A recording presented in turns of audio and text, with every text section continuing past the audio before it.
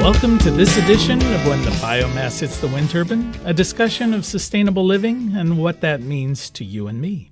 I'm Jay Warmke. And I'm Annie Warmke, and today we're going to talk about wind energy, or the answer, my friend, is blowing in the wind. And you didn't even sink it. Sink it? Sing it.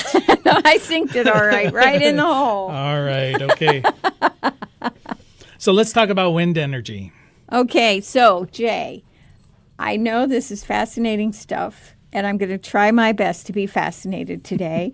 So how about if you start with the state of wind energy today in the U.S., in North America? You can probably tell. I've presented her with a list of things to ask me about. Okay. Otherwise, we'd be talking about some very different things. So let me just tell you where we are today with wind. Wind, as of 2018, when you talk about generating capacity, these numbers start to be meaningless. Wait, what's capacity mean? Capacity means how much energy these systems, wind turbines primarily, can generate. And we're at about 96,000 megawatts of nameplate capacity, which doesn't make a whole lot of it's not a statistic that helps you a lot until you understand that's about 4 times as much as 10 years ago. So this, right, but where were we 10 years ago? I mean, it sounds like a lot, but it's not. It's growing. Well, if you think about electricity in the United States, the decades of the 30s, the 40s, and the 50s was primarily water, right? That was our main source of electricity. Like hydro, you mean? Yeah, hydro, the Hoover Dam and things like that. Right. Then you get into the 60s, 70s, and 80s, and they built a whole lot of coal power plants that we sort of transition because water is limited because it has to be next to a river or some sort of water source. Coal can be kind of wherever, except it still needs to be near water because they need to cool the turbines and everything. So, but in the 70s and 80s, we got into nuclear, clean, safe, too cheap to meter nuclear. And if you look at the development of these, they go up and then they kind of peter out. So after the 80s, lost interest in coal. After the 80s, lost interest in nuclear. Natural gas was... Who lost interest? The industry. They're still fighting over it. I know. Well, they talk, but not. Don't look at what they say. Look at what they're doing. And they're just not building these plants. So in the 90s and the 2000s, it was natural gas. That's what was being developed. That's what was being installed as far as electrical generating. And all of these, except for hydro, are basically boiling water and using the steam to run a wind turbine, or to run a generating a turbine of some sort of generator. Right, a generator. But now, 2010 and beyond, we've moved into the age of solar and wind. And today we're talking about wind, the answer, my friend. So this is where we're at. Wind and solar today are the cheapest form of electricity that there is. And that is what's being built. And it's purely driven by economics. So if I go back further into the days of wind energy, as with almost everything, wind turbines or windmills were quite prevalent in Persia in the years 500 to 800 or so. And, of course, ancient China. Did they actually make energy? Didn't they just pump water up from something? They pumped water and they ground grain. But that was right. energy. Those were the two functions they really needed.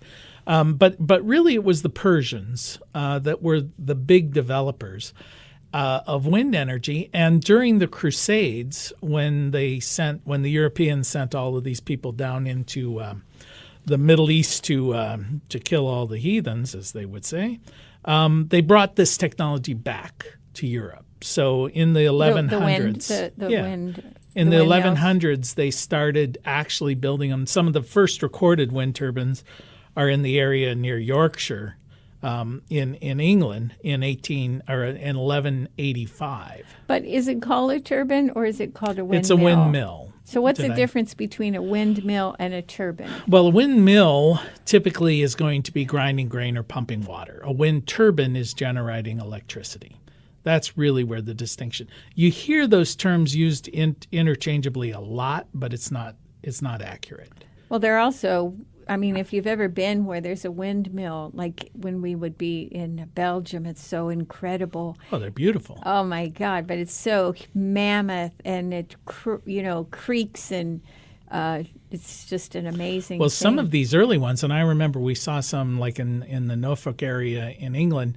They call them post mill, where the entire building shifts with the wind. So it's not just the blades, but when the wind blows from different directions, the entire building is on a pivot wheel, and the whole thing spins. And those were some of the very earliest wind turbines, windmills. I keep saying wind turbines, but one that was built, and this is a history of any new technology, in 1191 near Bury St. Edmunds, one of our old stomping grounds in England, which they built a windmill, and the church made them tear it down. What church is that? The Catholic Church, of course. The Catholics were in 1191 in England? Oh, wow. sure. They're everywhere. And in fact, that same year, Pope Celestine III, he was 85 years old when he was ordained pope. So a young whippersnapper. Well, they like him that way. And he declared, well, the two main energy sources of this time period were water mills that were on rivers, and they ground grain, and windmills. Well, the lord of the manor owned the water mill and owned the water that flowed through his property. But who owned the wind, right? That was a big issue. The Pope, apparently. Well, the Pope decided that the wind was owned by God.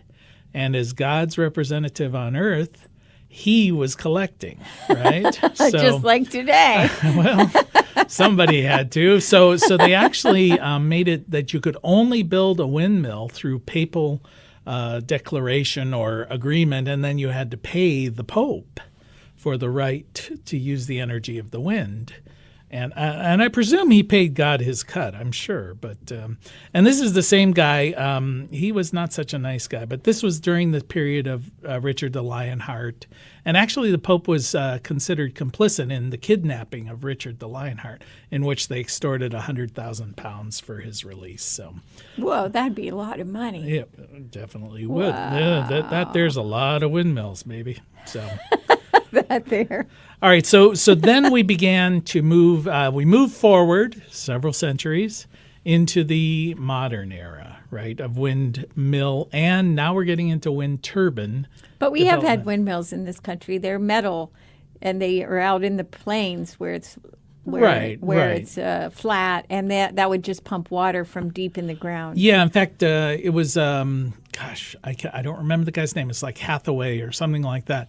He actually was an Ohio native who developed the ones you see in all the old westerns up on towers, and they're pumping water. And in many respects, it was the development of that windmill, and you're right, it was a windmill, that helped settle the West, because the railroads could not have moved forward without that windmill to pump water for the locomotion. They're actually, the government, the USDA, is actually giving grants now for people to install windmills exactly like that again, so they can have water sources in remote places. Well, everything old is new again. That's right. So, but when we got into wind turbines, now I love to talk about those Scotsmen, right? Right around the late 1800s.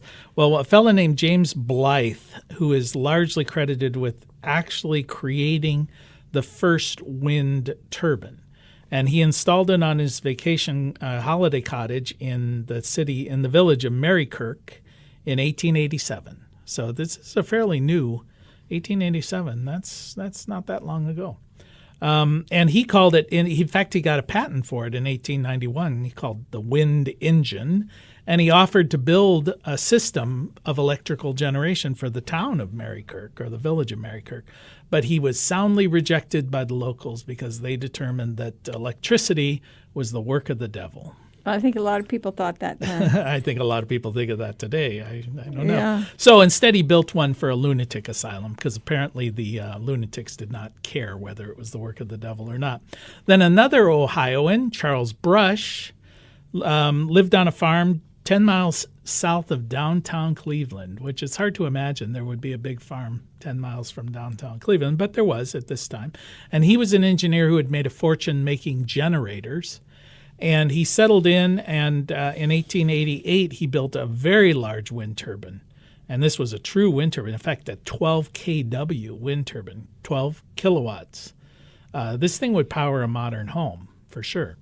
And he built that, and it operated at his home for over 20 years.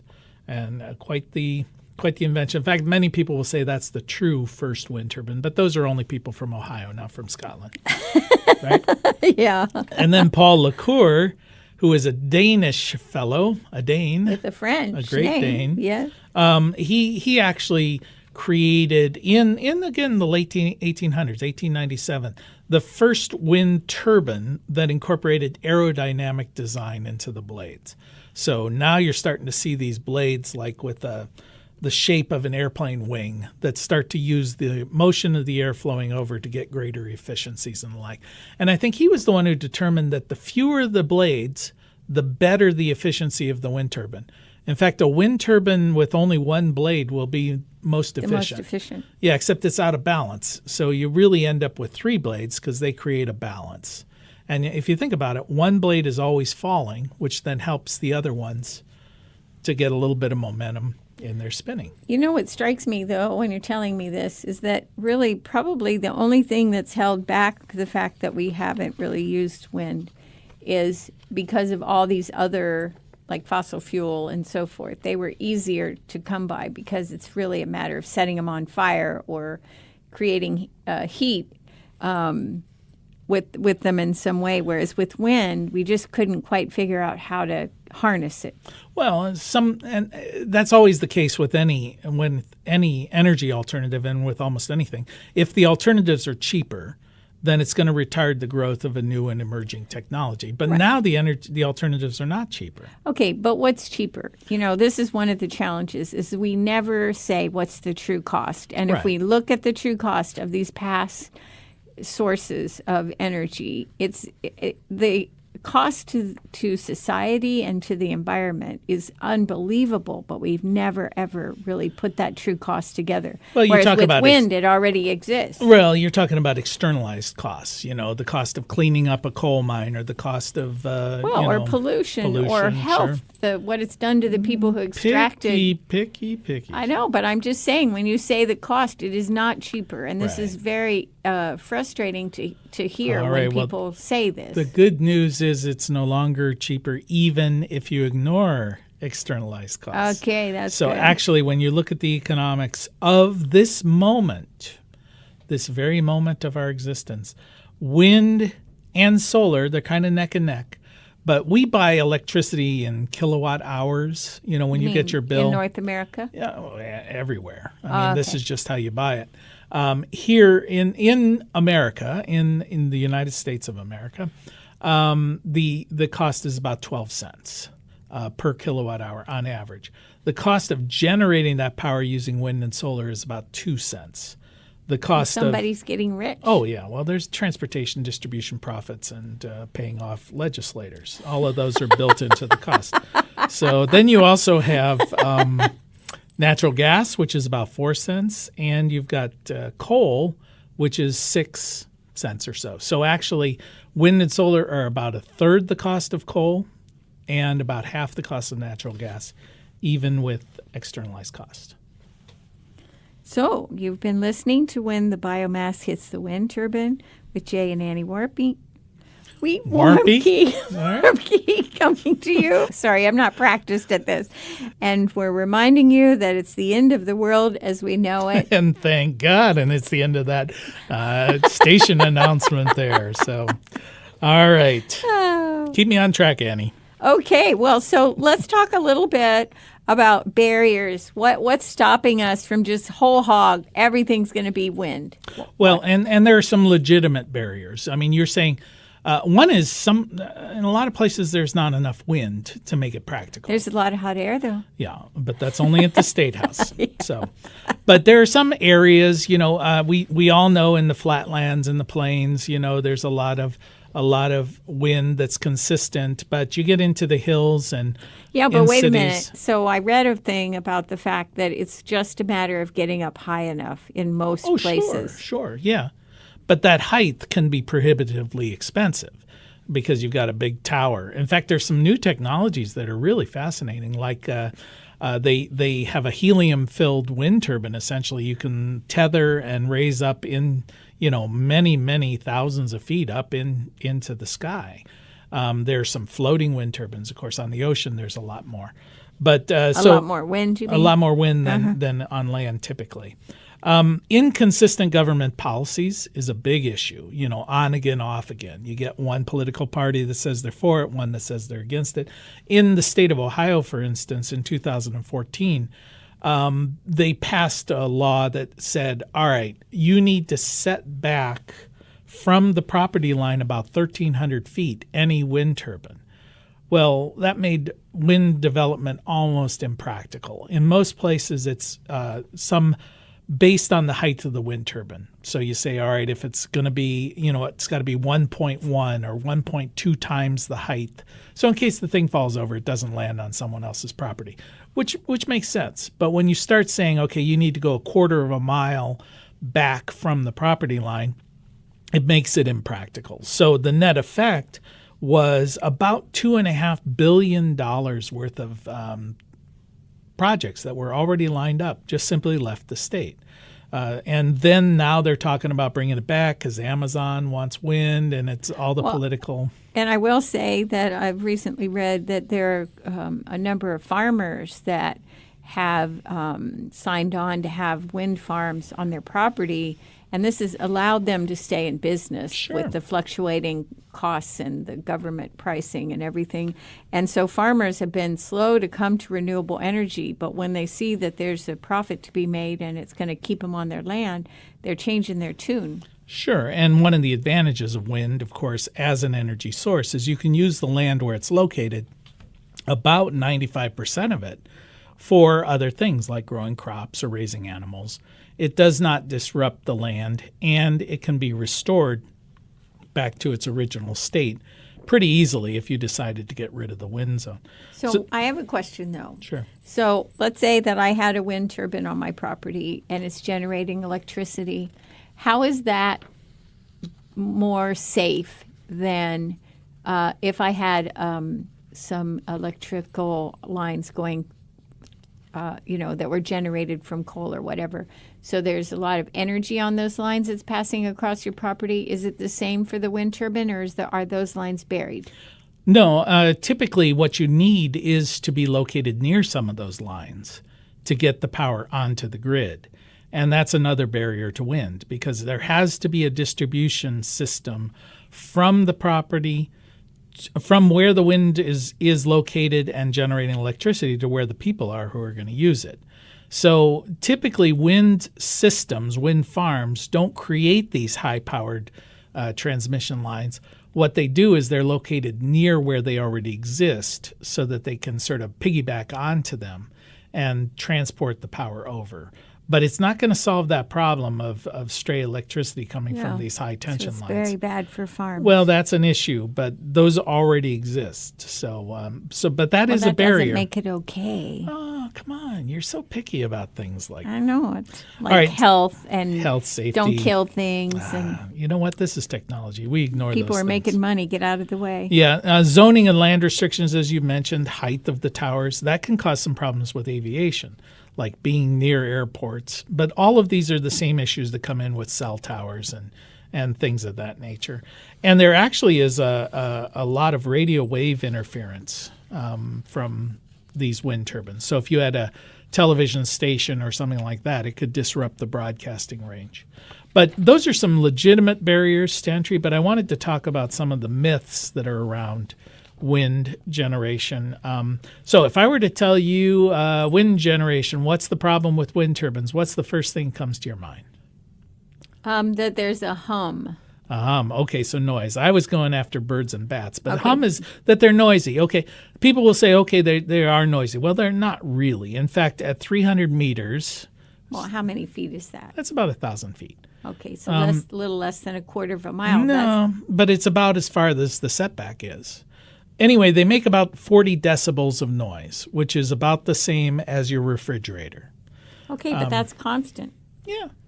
But it's usually at that distance, the rustling of leaves in a tree will be louder than the wind turbine itself. But leaves don't rustle consistently. It's like in If the wind's white blowing. noise. Okay, but this is like white noise in the background. I'm not going to convince you on that. Could it be harmful to humans and livestock too? That's another myth, right? In fact, the wait. I mean that sound. No, it just puts them Did they to do sleep. studies? Yes. They did? Right. Oh, yes, they did. In fact, one of the things that they will argue that opponents of wind turbines, they argue that it causes almost any disease you can think of. Chickens won't lay eggs. Earthworms vanish from the property. It will turn your hair gray. You'll lose energy. You'll be fatigued. You'll get tumors. You'll lose that's concentration. from the electricity itself. Weight loss, weight gain, sleep problems. Hundreds of cattle and goats are dying horrible But that's deaths. from the electricity part. The problem is there have been more than 25 scientific studies. Well, who paid for them? I don't Not necessarily the wind believe. industry. Anyway, found no link. In fact, they refer to it as the nocebo effect. Nocebo. That's pretty Nocebo good. instead of placebo. You say basically, if I believe there's a problem, there's going to be a problem. I mean, the bottom line is if I hate wind turbines, I'm not going to like having them next to me. Well, they do say they're an eyesore, but I don't see that. But I just say, look, if they are located near where these big towers are for the electric generation, that is all those things they've listed are things that are caused by that high energy concentration on those lines. What did you call it? Leakage or something? It does stray out. There is a certain amount of stray. voltage because electrical voltage will leak out of the conductor insulation. And when you're sending this power, which is oftentimes at like 700,000 volts, it will leak and stray. In fact, we were doing a project down near the Ohio River, and I could hear the grass crackling underneath these high-powered electric lines because of static discharge. In fact, you could hold up a fluorescent light bulb, and it will light. But this is why people in livestock die of cancer. Right, but it's not the wind turbine. No, this is what I'm saying. It's the electricity and itself. and there may be that issue. The other thing is about turbines kill bats and birds. You know, we always hear, oh yeah, wind turbine, they kill birds, and of course they do. The studies do show that on average, a specific wind turbine will kill between 6 and 13 birds a year. How many wind turbines are there? Well, on the whole, they'll say about 140,000 birds a year will be killed by wind turbines. That compares to about 130 million birds from power lines, 80 million from cars, 100 million to a billion from birds flying into buildings, cell towers, 40 to 50 million, and my favorite, 220 million from cats. So let's eliminate cats, please, as opposed to wind turbines that are just a drop in the bucket. So it's basically saying, life. Do we have any birds left? Life sucks if you're a bird. I mean, everything is Whatever, trying to you're kill prey. you. Everything wants They you. fly into. We've all seen birds fly into a picture window or something and go, "Oh, poor little bird." Well, or you get You hit by a don't say car. that. No, but the cat does, and he goes out and eats Oh. it. But so anyway, so birds do get killed, but wind turbines are not a factor in that. But there are a not lot of legitimate things. factor. Okay, I just want to say, in all honesty, there are a lot of things attached to that turbine, though, that do kill. I mean, all those things about electric lines and all that stuff. I mean, it's just let's be honest about it. Okay, but if you want to live in a world that has electricity, there will be some collateral damage. Do you want to minimize that by generating the electricity using wind? Or do you want to continue to use coal power plants, nuclear I power want people plants, to use natural less gas plants? energy. I want conservation. Sure. And conservation is a good answer. And actually, I would argue solar, where the energy is generated, where it's going to be consumed, the true distributed energy is a better solution. Right, but we're talking about wind. So we're that's talking a about different wind, story. and there's a problem with the economics of localized wind, is that while it makes economic sense to put up one of these great huge wind turbines, And let's say that turbine costs $1 million, but it'll service 1,000 homes. Now the cost per home is like $1,000. But if you wanted to put up one wind turbine to service your home, the cost would be more like $60,000 or $70,000. So it's not economical to do it for onesie-twosies, but it is economical when you're doing utility scale wind. With solar, it's economical to do it on your home, onesie-twosies, the same way, where the difference between doing a utility scale solar and an individual home solar is only about, say, 50% difference as opposed to many factors. So wind is not as scalable when you start getting down to small systems. I love how they always like to talk about how when they talk about solar panels, if we had a solar array the size of Utah, it would power the world. Like that's ever going to happen, and it's not a good solution. What would be the point? I know, it's silly. But I was reading a study that was saying how much energy would it take using wind. And once again, they came out and they said, all right, well, if we built a wind turbine, a wind farm, we could capture enough energy to run the entire world, but the wind farm would have to be twice the size of Alaska. So it's possible, but it ain't going to happen. But if you think about how much there can still be, because one of the arguments is wind is not reliable, that currently wind generates about 6.5% of all of the electricity used in the United States. But there are 4 states, Iowa, Kansas, Oklahoma, and South Dakota, that generate more than 30% of their power from wind. And actually, Germany produces 40% of its power from wind.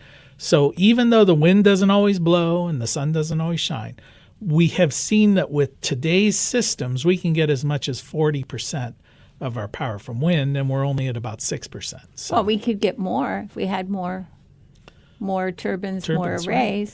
But and one of the resistance, of course, is there are people who say these things are not attractive. I don't like the way they look.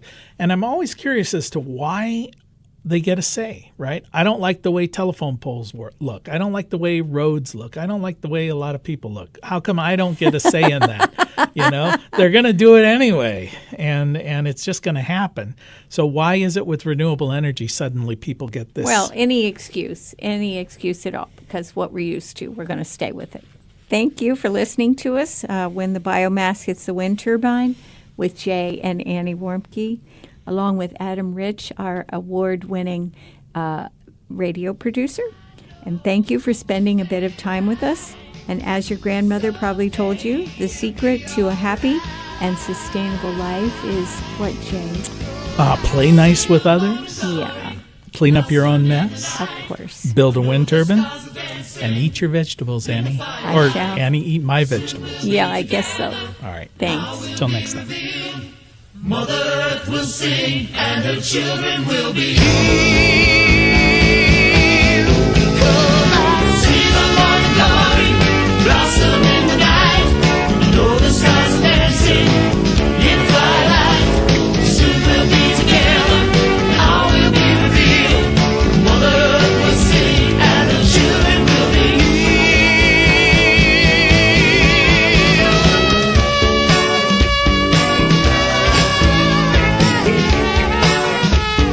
You can find more information on living sustainably in our unsustainable world at bluerockstation.com.